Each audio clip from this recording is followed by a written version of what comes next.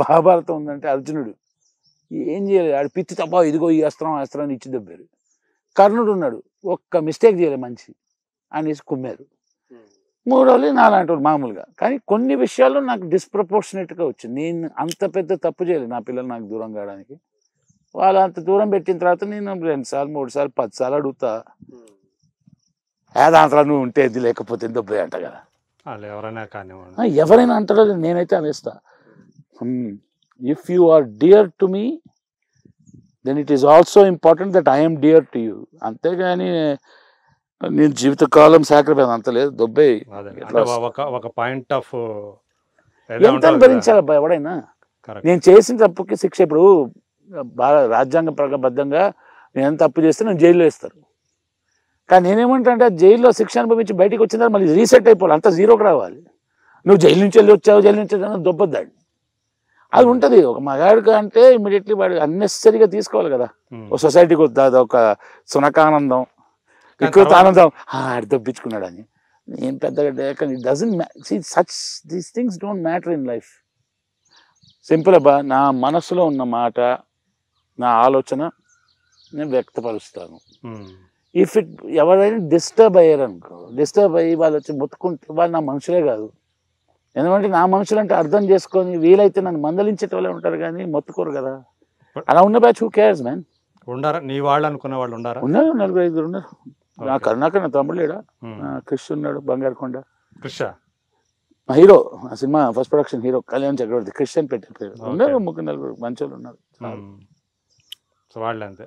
అంటే మళ్ళీ తర్వాత అలాంటి ఫ్యామిలీ అయితే ఐ గాట్ మ్యారీడ్ అగైన్, అది వర్కౌట్ అవ్వాలా. సో 2 times మ్యారేజ్ అయింది, వర్కౌట్ అవ్వాలా. కరెక్ట్గా చెప్పాలంటే ఇదే క్రికెట్లో ఆడితే ఆన్ హ్యాట్రిక్ అంటారు. నాకు ఆ ధైర్యం సరిపోలే. సో నౌ డేస్ ఇప్పుడు ఏం చేస్తానంటే మ్యారేజ్ కాకుండా కలయికలు ఉన్నాయి. మనం పాస్ట్ నుంచి మనం నేర్చుకోవాల్సింది ఒక కవిత రూపంలో, టెక్స్ట్ బుక్ రూపంలో కాదు. హాస్పిటల్ లేదని వదులుకుంటే అయిపోయింది కదా, హూ కేర్స్.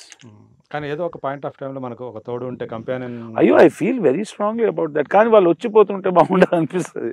పర్మనెంట్గా పార్కింగ్ చేస్తే కష్టం. ఎస్పెషల్లీ ఎందుకు నేను ఏమంటున్నా అంటే, ఎస్పెషల్లీ ఒక మగాడు ఉన్నాడంటే ఆడవాళ్ళని తక్కువ చేసి మాట్లాడడం నాకు ఇంట్రెస్టే లేదు.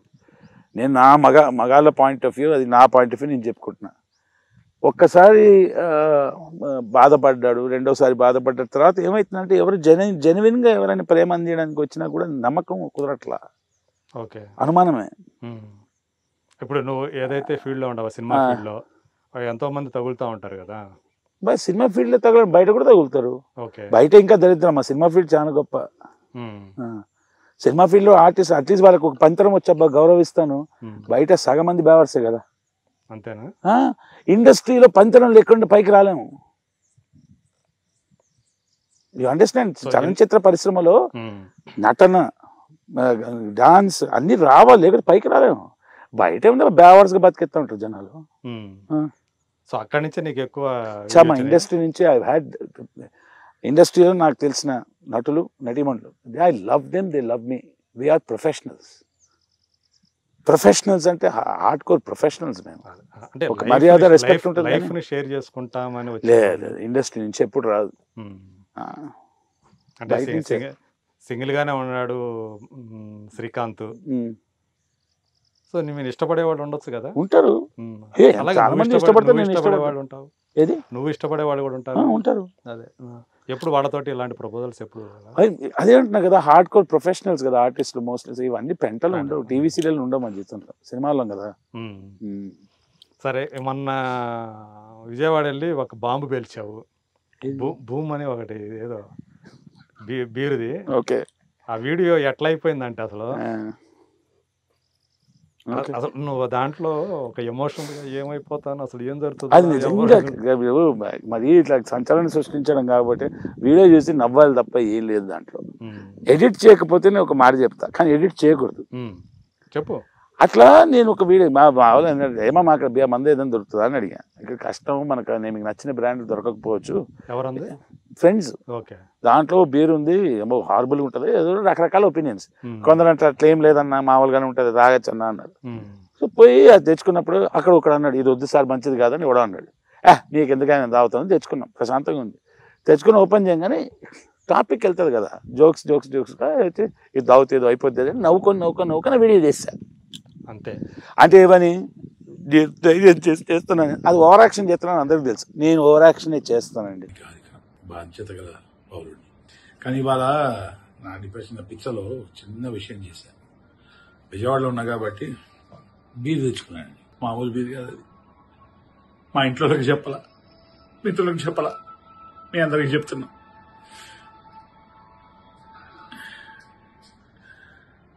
ఏమవుతుందో తెలియదు.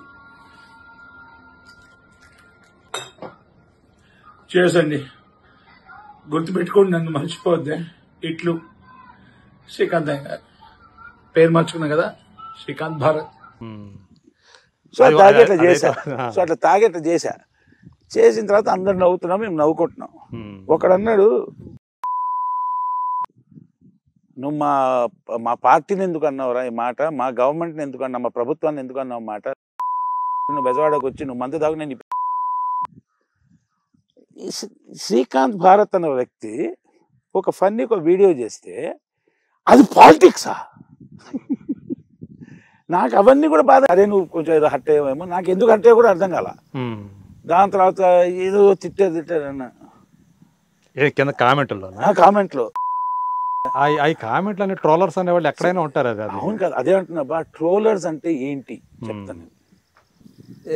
దొడ్డిలో బొర్లి తిరుగుతున్న జబ్బొచ్చిన పంది దొడ్డికి వెళ్తుంది కదా, ఆ దొడ్డిలో ఒక క్రిమి కూర్చొని దాని ముడ్డికి ఒక కూపు వచ్చి దానికి పస్సు వస్తుంది కదా, దాన్ని నాకే ఒక వైరస్ కన్నా నీచపోళ్ళు ట్రోలర్స్ అని నా అభిప్రాయం. అది బ్రెయిన్ ఉండనక్కర్లా, మరీ అంత విపరీతం. ఏమని నేను ఒక జోక్ వేసా అంతే. వాళ్ళు అలా ఉంటే అసలు నేను అన్న పాయింట్కి నవ్వుకొని. ఇప్పుడు ఫర్ ఎగ్జాంపుల్ బ్రదర్, సాయంత్రం 6 o'clock మణికొండ నుంచి కుక్కట్పల్లి వెళ్తే ట్రాఫిక్ ఎలా ఉంటుంది? మామూలుగా రెగ్యులర్గా వెళ్ళి హాఫ్ అన్ అవర్లో వెళ్ళేది ఆ రోజు గంటన్నర పట్టుద్ది. అంటే కదా. అంటే ఇప్పుడు మీరు ప్రస్తుతం టీఆర్ఎస్ గవర్నమెంట్ తిట్టారు అంటే ఎట్లా? సంబంధం ఉండాలి కదా. పీక్ అవర్స్ అంతే అట్లాగా ఉంటది. నేను అది రకంరా బాబు ట్రాఫిక్ అంటే ప్రభుత్వాన్ని తిట్టే అంత బొమ్మ లేదు నాకు. ఎందుకు అలా ఫీల్ అవ్వాలి అంటే అవతల వ్యక్తి అభిప్రాయం నువ్వు ఏది చెప్పినా నా మాట ఒప్పుకోవాలి, తెలుసు కదా. లేకపోతే ఇదే బ్యాచ్ ఎవడైతే కమెంట్ 10 years తర్వాత కలుద్దామా, ఏం పీక్తాడు చూద్దాం. రోడ్డు ఇప్పుడు సచిన్ టెండూల్కర్ ఉన్నాడు, మా సచిన్ కొడితే బాలు పక్క ఊళ్ళో పడతారు తెలుసా, నిజంగా పక్కకు పోతుందా? ఎగ్జాగరేట్ అంతే. ఇప్పుడు మా నాన్నగారు ఉన్నారు, నేషనల్ రిమోట్ సెన్సింగ్ ఏజెన్సీ అని ఉండేది షాద్నగర్లో, ఎర్త్ స్టేషన్ ఉండేది. NRS national remote sensing agency అంటే ఏంటి? శాటిలైట్ ఇమేజెస్ క్యాప్చర్ చేసి వెదర్, ఇంటెలిజెన్స్, డిఫెన్స్ మెటీరియల్ అంతా కలెక్ట్ చేసుకునేది. దాని తర్వాత దాన్ని NRSC అని చేశారు, నేషనల్ రిమోట్ సెన్సింగ్ సెంటర్ చేశారు. మా నాన్నగారు ఇస్రోలో పనిచేశారు. సో చిన్నప్పటి నుంచి అరే మన వాళ్ళు ఎంత పుడింగిలు చేస్తారు, జస్ట్ వెయిట్ ఫర్ 10, 15, 20 years ఆగండి రా, we will establish hour reign over the space అని మా నాన్నగారు చెప్పేటోళ్ళు. స్పేస్ కాదురా, సూర్యుడు కాదురా, అది మన రాజ్యం ఉంటుందిరా. నువ్వు చూడు, మన వాళ్ళు ఎట్లా అనుకున్నావు, సూర్యుడి దగ్గర పోయి అరే నీకు జ్వరం ఉందా అని కనుక్కునే రకం రా అన్నారు. అది నేను నవ్వుకుంటే ఒకటి బేస్ చేశా. ఎందుకు వెళ్ళారు చందమామకి అంటే కింద ఏలు పెట్టి చూశారు వాటర్ ఉందా అని. సూర్యుడి దగ్గరకు ఎందుకు వెళ్ళారంటే కింద ఏలు పెట్టి చూడడానికి జ్వరం ఉందా అన్న. దానికి ఒకటి రాశాడు, అరే ఇస్రో వాళ్ళని అని. ఆడికి ఇస్రో ఫుల్ ఫామ్ రాదు ఆడికి. ఎందుకు ఆ రియాక్షన్ ఇవ్వాలంటే frustrated troller. What is a troller చెప్పే కదా ప్రొసీజర్. దరిద్రం, ఏమి పీకలేనోడు పక్కనోడు విమర్శిస్తాడు. సాధించే వ్యక్తి టైం ఉంటుంది కదా అబ్బా జీవితం. నేను మామూలుగా మా మిత్రులకి మా తమ్ముళ్ళకి డైరెక్ట్ మాట అంటాను, తప్పులు చూస్తూ ఉంటారు కదా, ఎంతకాలం బతుకుతారు, వాడు పోయిన తర్వాత ఏం చేసుకుంటారు, తప్పులతో ఊరగాయ చేస్తారు, ఆవకాయ వదిలేద్దాం భయ్, ముందుకెళ్దాం భయ్, అంతే కదా. అసలు నువ్వేం చేస్తున్నావు? నేను అవతల వ్యక్తి ఒకటి ఏదో కమెంట్ నీకు ఎవడైనా మాట్లాడతాడు, అది మీరు మాత్రం అలాగే మాట్లాడండి, ఎదగొద్దు. అలా దరిద్రంగానే ఉండాలి. ఉమ్. శ్రీకాంత్ భారత్ అని ఒక వ్యక్తి ఏంటి అంటే పగిలిపోయిందిరా బాబు ఈ సమ్మర్ అంటే ప్రభుత్వాన్ని తిట్టినట్ట, ఉమ్. ఓ పొలిటికల్ పార్టీని తిట్టినట్ట. బ్రెయిన్ ఉండద్దు. పాలిటిక్స్ గురించి నాకేం తెలుసు. నేను మా కరుణాకర్ మా ఫ్రెండ్స్ అందరు కూర్చొని రాత్రి సిట్టింగ్ వేసినప్పుడు పెద్ద పెద్ద డిసిషన్స్ ఇట్లా తీసుకుంటాం. లేదు మా G20 కాదు G32 ఉండాలి.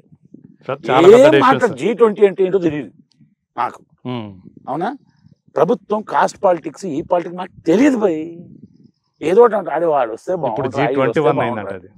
ఈడొస్తే బాగుంటారా ఆడొస్తే బాగుంటారా అని ఏదో మాట్లాడుకుంటాం. ఉమ్. దట్ డజంట్ మీన్ సెంట్రల్ గవర్నమెంట్లో ఎవరు రావాలంటే నేను మా మోదీ భక్తునండి. మా నాన్నగారు మా తాతగారి నుంచి RSS నేను ఉమ్. గర్వంగా చెప్పుకుంటా. అసలు నాకు I'm the greatest Hindu in the world. You know why? Because I don't believe in God. Um. దేవుడే లేనని గట్టిగా ప్రగాఢమైన నమ్మకం పెట్టుకునే హిందువు నేను.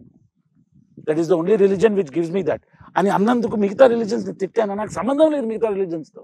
ఉమ్. మీకు జిలేబీ అంటే ఇష్టమా ఉమ్. ఇష్టమే. అంటే జిలేబీ అంటే ఇష్టం అంటే తిడతా. ఉమ్. అది అలా ఏంటి? అలా ఉంది పొద్దున్న లేచి ఏదైనా ఉద్యోగానికి వెళ్ళి పొద్దున్న లేచి నేను సాధించాలి, నేను జీవితంలో ముందుకెళ్ళేటోళ్ళకి ఆలోచనలు ఉంటాయి. వీళ్ళెంత ఇప్పుడు నాన్నగారు ఇస్రో కదా, అంటే ఆయన సైంటిస్ట్ కదా, ఆ, అంటే ఎక్కడ ఆయన చేసినట్లో నువ్వు చూసిన దాంట్లో నాన్నగారికి సంబంధించి ఆయన అచీవ్మెంట్లు ఏదైనా ఉన్నాయా? ఆయన అచీవ్మెంట్ అంటే హీ వాజ్ అ సైంటిస్ట్ అబ్బా. ఎందులో ఏ ప్రాజెక్టులో ఆయన రిమోట్ సెన్సింగ్ కానీ ఎస్పెషలీ రిమోట్ సెన్సింగ్ ఎలక్ట్రానిక్స్ అవన్నీ తోపు ఆయన. అంటే ఆయన రిటైర్ అప్పుడు 94, అప్పుడు నా వయసు 22. సో ఆయన ఒక ఏజ్ వస్తుంది కదా మా నాన్నగారు చేసినవి ఏంటి అచీవ్మెంట్స్ అని. Very well renowned scientist. So that's pride for me. So నాన్నగారికి సంబంధించినటువంటి ఆయన ఆసక్తులు, ఆయన అభిరుచులు అట్లాంటివి ఏమి? మా నాన్నగారు అంటే ఇంట్లో పెంపకం అలాగే ఉంది. అంటే నేను నిన్ను పెంచడం ఏంద్రా, తిండి పెడితే పెరుగుతావు కదరా నువ్వు. మా అమ్మగారు ఇల్లు చక్కగా చూసుకునే వాళ్ళు. ఆవిడ గారు కొంచెం మీరు అలా ఆ ఫ్రీడమ్ ఇవ్వద్దండి, పిల్లలు పాడైపోతారు అనుకుంటారు. వాళ్ళు రెండు, మా నాన్నగారు నన్ను పెంచిన విధానం కానీ మా అమ్మగారు నన్ను మా నాన్నగారు నన్ను చూసుకున్న విధానం, మా అమ్మగారు నన్ను పెంచిన విధానం నాకు నష్టం కలగాలని కాదు కదా, ప్రేమతోనే. మొత్తం ఎంతమంది మీరు పిల్లలు? నేను మా అన్నయ్య ఇద్దరే. ఆయన తోపు సిఇఓగా, international company CEO, $1 billion company సిఇఓగా ఉండి ఇప్పుడు board of directors for many companies. అటు తోపు బాగా. అమ్మ కూడా అక్కడే ఉంటారా? ఓకే. నాన్న పోయారండి 22 years ago. Is dead. 22 years బ్యాక్నే. సో ఇప్పుడు అంటే ఇప్పుడు చూస్తే నాన్నగారి యొక్క అభిరుచులు ఇవన్నీ కాదు, అంటే ఎప్పుడన్నా మీ లైఫ్ మీదే అన్నట్టే నాన్నగారు ఫ్రీడమ్ ఇచ్చేసారు కదా మీ ఇద్దరికి కూడా. నన్ను ఫ్రీడమ్కి లిబర్టీకి తేడా ఉందంట, స్వాతంత్రానికి స్వేచ్ఛకి తేడా ఉంది. అవును. నాకు ఇచ్చిన స్వేచ్ఛ, స్వాతంత్రం ఎప్పుడు ఇలా. అందుకే నేను క్రిమినల్ కాలేను. అంటే నేను ఇంకొకరిని ముంచేసి అట్లా ఒకరిని వాడేసుకున్న అవన్నీ చేయలేను, నాకు రాదు అది. సో ఇది మొత్తానికి సినిమా రంగం ఎంచుకున్నావు, కళారంగం ఎంచుకున్నావు, ఆర్ట్స్. నీకు ఆర్ట్స్ అంటే ఇష్టం బాగా, ఎంచుకున్నావు. సో ఇప్పుడు చూసుకుంటే ఇప్పుడు ఎన్ని సంవత్సరాలు అయింది? 2004, 19 years. 19 years. సో ఒక నటుడిగా చేస్తూనే మళ్ళీ నీలో ఉన్నటువంటి ఒక దాని అంటారు సృజనాత్మక క్రియేటివ్, దాన్ని ఆ క్రియేటివ్ సైడ్ని కూడా సాటిస్ఫై చేయడం కోసం డైరెక్టర్ అయ్యావు. యాక్చువల్లీ వచ్చిన డైరెక్టర్ అవుదామని ఏం తెలియకుండా వచ్చా మూలకుడిని. సమ్మగా ఆనిన తర్వాత బేసిక్గా మంచి నటుడిని. మా కెమెరామెన్ అప్పుడు నేను అసిస్టెంట్ డైరెక్టర్గా ఉన్నప్పుడు అదే నువ్వు నటుడుగా వెళ్ళరా పోయి మంచి నటుడు అయితే అంటే నేను డైరెక్టర్ అవుతా అనుకున్నా. టైం దబ్బిన తర్వాత తెలిసింది అది ఇది. కానీ నాకు మనసు అక్కడే ఉంది, డైరెక్షన్ మీదే ఉంది, డైరెక్షన్ ప్రొడక్షన్ అక్కడే ఉంది. సో దీన్ని వదిలేస్తాను కాదు. భూమికని జగత్ బాబుని డైరెక్ట్ చేసావు, ఏప్రిల్ ఫుల్. అది ఎందుకు, దానికన్నా ముందు భూమిక గారు నాకు ఎక్కడ పరిచయం అంటే నీలకంఠ గారు నన్ను ఇంట్రడ్యూస్ చేశారు. ఆ సినిమా ఉంది ఆయన గారు మిస్ అమ్మ అయిపోయిన తర్వాత నన్ను ఇంట్రడ్యూస్ చేసిన స్ట్రీట్ కార్ నేమ్ డిజైర్ అని ఒక వరల్డ్ రినౌండ్ ఇంగ్లీష్ నాటకం ఉంది. ఆ నాటకం నేను డైరెక్షన్ ప్లస్ యాక్టింగ్ చేశాను, స్టేజీ. సో దాంట్లో భూమిక గారు నా ఆపోజిట్ నటించారు. హైదరాబాద్లో నేను. Okay 2010 July 10th and 11th. Okay 2011లో who's afraid of Virginia Woolf అని ఇంక్లూడింగ్ నాటకం డైరెక్షన్ అండ్ యాక్టింగ్ చేశా. ఓకే ఇళయరాజా గారు సంగీతం ఇచ్చారు దానికి. అబ్బబ్బా. దాని తర్వాత an evening with Shakespeare అని చెప్పి షేక్స్పియర్ 500th బర్త్ యానివర్సరీకి షేక్స్పియర్ నాటకాలు వేసాము. ఏది మ్యాక్బెత్ ఇట్లాంటివి అట్లాంటివి చిన్న చిన్న ఇంపార్టెంట్ సీన్స్ ప్లే చేసాం. దాంట్లో నేను 5 వేషాలు వేసా, డైరెక్షన్ కూడా చేశా. దాని తర్వాత 2013లో John F Kennedy 50th birth యానివర్సరీకి ఇంగ్లీష్ నాటకం రాసి దర్శకం చేసి యాక్టింగ్ కూడా చేశాను. సో ఆ పురుగు ఇంకా ఉంది. థియేటర్ రంగస్థానికి వైభవం ఇంకా అది వేరు కదా అసలు. దాంట్లో చేసిన వాళ్ళకి దాని నుంచి వచ్చిన వాళ్ళది అది వేరే ఉంటది కదా అసలు. ఆ ఫీలింగే వేరు కదా కంప్లీట్లీ. ఇవాళ కూడా నేను ఇప్పుడు నేను యాక్టర్స్ని కూడా ట్రైన్ చేస్తున్నాను కదా. సెలెక్టెడ్ యాక్టర్స్ కొంతమంది ఉన్నారు, ఐ ట్రైన్ దెమ్ స్టిల్. అంటే వాళ్ళకి నాకు మెమరీ లేదు సార్ అంటారు. నేను అవన్నీ కాదబ్బా, నీకు అందరిలో మెమరీ ఉంది, I can prove it you అంట. 2-3 months కొంచెం రెగ్యులర్గా వచ్చిపోతా ఉంటే 1 year తర్వాత అంటారు 2 పేజీలు డైలాగ్ చెప్పేస్తున్నావు సార్ అంటే మెమరీ లేదన్నావు కదా అన్న. అది ట్రిక్ లేదు సార్ అప్పుడు అన్న. So they enjoy it stages. So దాన్ని బయట తీస్తారనమాట వాళ్ళు. ఇప్పుడు ఏదైతే వాళ్ళు డౌట్ఫుల్గా ఉంటారో కాదు, అది దానికి రీజన్ ఒకటి ఉంది. ఏంటంటే నేను ఏదో నా పిచ్చనో నా తప్పు ఉండొచ్చు, ఏమైనా ఉండొచ్చు, నాకు అవకాశాలు దొరకడానికి చాలా టైం పట్టేసింది. కొందరు ఆర్టిస్టులు ఉన్నప్పుడు మా కళ్యాణ్ చక్రవర్తి, అదే కృష్ణన్ పిలుస్తున్నా కదా, అర్జున్ రెడ్డిలు కూడా చేసే మంచి వేషం. One of the fine artists అబ్బా, extraordinary fine actor. Anupama Swathi అని this lady she was very popular in a different way and for different reasons, but she's such a fantastic friend, she's such a fantastic artist. Right. ఇప్పుడు రాహుల్ రామకృష్ణ ఉన్నాడు, ఇప్పుడు మాహి అని ఒక అమ్మాయి ఉంది, cinema heroine, Poornasri అని ఒక అమ్మాయి ఉంది, మనోజ్ నందం, ఇట్లాంటి చాలా మంది ఉన్నారు ఎక్స్ట్రాడినరీ పర్ఫార్మర్స్. మనోజ్ నందం అంటే చైల్డ్ ఆర్టిస్ట్గా. సో ఇంతమంది పర్ఫార్మర్స్. ఇప్పుడు మనోజ్ నందం అయితే నేను వర్క్ షాప్ అటెండ్ చేయాలి, రాహుల్ రామకృష్ణ అటెండ్, మిగతా వాళ్ళు ఉన్నారు అటెండ్ చేశారంటే they are doing far better. ఎందుకంటే నేనేదో యాక్టింగ్ నేర్పించేంత స్థాయి నాకు లేదు, కానీ షేర్ చేసుకుంటా కదా ఒపీనియన్స్ నా అభిప్రాయంలో. ఎందుకంటే నేను యాక్టింగ్ అంటే ఉత్తనే జస్ట్ పర్ఫార్మెన్స్ మాత్రం కాకుండా స్టేజ్ నుంచి వచ్చాను, చదువుకున్నాను అబ్బా ప్రాపర్గా, నాకు సర్టిఫికేట్ లేదు కానీ స్ట్రాస్బర్గ్ స్టానిస్లావ్స్కి అన్ని కంఠస్థం. ఓకే. ఇప్పుడు నేను డైరెక్షన్ డిపార్ట్మెంట్ తర్వాత నేర్చుకోవాలంటే 5 C's of cinematography, short by shot, cinematic motion, directing, actors, ఇవన్నీ పుస్తకాలన్నీ ఎగ్జామ్ పాస్ అయిన ఉన్నాయి. అవి ఏమీ తెలియని వాళ్ళు మన ఇండస్ట్రీలో ఎక్కువ పెద్ద పెద్ద పేర్లు సంపాదించుకున్నాళ్ళు. అది తెలియాలని రూల్ లేదు, అదే ఆ ప్రతిభ ఉంటే చాలు. నేను అనేది ఏంటంటే నేను నా ప్రతిభని వీళ్ళతో పాటు పంచుకుంటాను. పంచుకున్నందుకు they doing such a fantastic job, they doing amazing. నేర్చుకుంటే ఇంకా బాగా వస్తుంది అబ్బా. అదే. సో ఇప్పుడు నువ్వు వచ్చినప్పుడు ఈ 15-20 yearsలో తెలుగు సినిమానే కాదు అసలు ఇండియన్ సినిమా అనేది చాలా వరకు టెక్నికల్గా కానీ లేదా క్రియేటివ్ సైడ్ కానీ చాలా మారింది కదా. మార్పు ఇట్స్ కంపల్సరీ కదా. తెలుగు అనేది నేను భాషకు పరిమితం కాను. అవును. ఎందుకంటే నేను పుట్టింది ఒక తమిళ్ ఫ్యామిలీలో. ఎస్. నేను పుట్టింది మహారాష్ట్రలో, పెరిగింది గుజరాత్, పంజాబ్లో. నాన్నగారు ఎక్కడ ఉద్యోగం చేస్తుంటే అక్కడ. దాని తర్వాత నేను మ్యాక్సిమం టైం అంటే ఒక చిన్న అబ్బాయి నుండి కాలేజీకి చదువు అంతా జరిగింది హైదరాబాద్లో. సో నాకు భాష పరిమితం కాదు, అండ్ భాషతో పరిమితించి కొట్లాడుకునే అవసరం నాకు లేదు. ప్రతి భాష ముఖ్యమే. ఇంకోటి ఏంటంటే నేనైతే ఏం చెప్తానంటే ఒక భాష సరిపోదు, మాతృభాష ఒకటి ఉండాలి, రీజనల్ లాంగ్వేజ్ ఒకటి ఉండాలి, zonal language, regional, zonal, national, international language కావాలి. అది ఏమైనా ఎంచుకోండి. అదే నేను దీని గురించి మాట్లాడా, అంటే టెక్నికల్గా. సో తెలుగు సినిమా మారిందని అయ్యో, అన్ని సినిమాలు అన్ని భాషల్లో ఉన్న లాంగ్వేజ్ సినిమా అనేటువంటిది ఎదుగుతూ ఉందబ్బా. అంటే నీకు వస్తున్న ఆఫర్లు, నీకు వస్తున్న క్యారెక్టర్లు అవి చూస్తే నీకు మీ క్యాలిబర్కు తగ్గవి అంటే ఇప్పుడు నువ్వు ఆల్రెడీ రకరకాల వేషాలు వేస్తున్నావు. ఒక కామెడీ టచ్ ఉన్నటువంటి వేషం వేసావు, అది సినిమా F3లో బెదుర్లంకలో బ్రహ్మగా ఇంకో టిపిల్ క్యాండిడేట్. ఆ వేషం, ఆ విగ్గు, అది ఒక డిఫరెంట్ గెటప్ అసలు డిఫరెంట్గా ఉంది. ఇట్లా డిఫరెంట్ చేస్తున్నావు కదా. అయినా నీ మనసుకు బాగా సాటిస్ఫై చేసినటువంటి క్యారెక్టర్స్ ఇంకా పడ్డాయనే ఫీలింగ్ ఉందా? అంటే ముందు ఏమనిపించేది, ఒక మంచి వేషం పడాలరా, రామ్ గోపాల్ వర్మ గారి దర్శకత్వంలో మంచి వేషం పడాలరా అనిపించేది. అయింది కాదు, అయిపోయిన తర్వాత అయిపోయిందని లేదు. ఇంకా కావాలరా అని ఉంటుంది. అందుకే గమ్యాల వెనకాల ఉరికే వాళ్ళకి నేను ఏమంటానంటే, గమ్యం వచ్చిందనుకో ఏం చేయాలో అర్థం కాదు, పయనమే ముఖ్యం. ఆయనతో ఎన్ని సినిమాల్లో చేసి? 13, 14 అయింది. వెబ్ సిరీస్ అన్ని కలిపి కొన్ని రిలీజ్ అవ్వలేదు. అంటే ఎక్కువ ఆయనతో అన్ని మిగతా డైరెక్టర్స్ పోతే ఎక్కువగా ఆయనతో ట్రావెల్ అయ్యాం.